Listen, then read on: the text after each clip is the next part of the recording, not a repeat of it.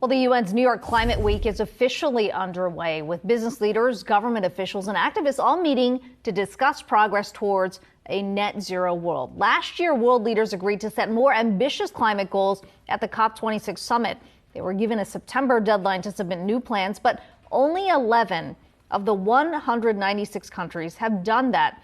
So it was a very different macroeconomic environment, changing expectations. Joining us to weigh in is the Center for Strategic and International Studies, Energy Security and Climate Change Program Fellow, Morgan Higman. Morgan, to say that things have really shifted would probably be an understatement, especially given what has transpired since Russia invaded Ukraine. Certainly countries in Europe now looking at energy security and saying, well, maybe we need to potentially push off some of these really ambitious goals towards clean energy.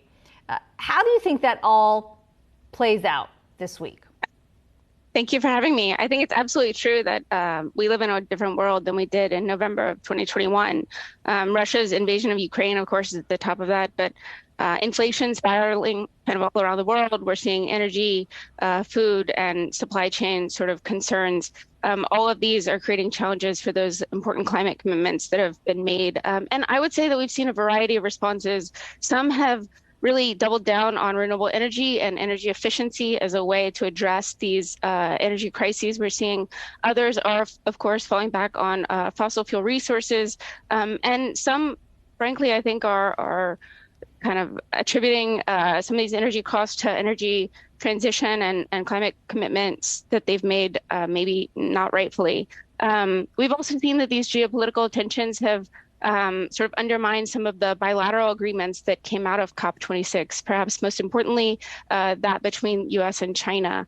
At the same time, climate impacts are becoming increasingly evident all over the world. Nonetheless, I think it's important to note that we have seen some measurable progress. In particular, the International Energy Agency published some figures highlighting sort of continued growth of renewables globally, and the doubling of electric vehicles around the world. So we're seeing some progress still. I think that Climate Week will, of course, highlight some of the challenges and opportunities, and then COP27 in November will do the same.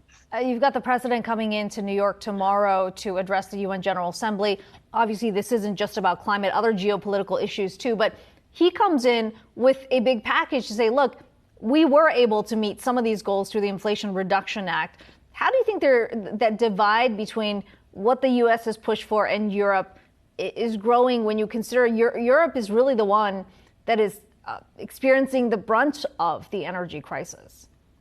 Europe is the one experiencing the brunt, but I think the good thing about this meeting is that it highlights opportunities for some of these global powerhouses to come together. They represent a great deal of potential for investment and innovation. And one of the things that is really coming out of this crisis is the need for diverse renewables, diverse supply chains, and energy resources that can be sort of connected and shared globally. That will require new infrastructure investments and a lot of private sector investment in these resources. And legislation like the Inflation Reduction Act will support that.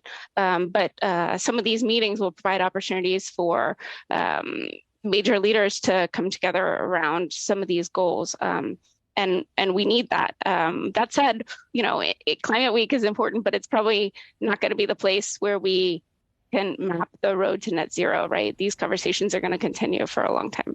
Yeah, it is an ongoing conversation. As we said, this isn't just a week where global leaders are gathering. A lot of business leaders also coming into town at a time when there's growing skepticism from the investment perspective on ESG investing. And part of that is about whether, in fact, that the standards are right, whether there should be universal standards.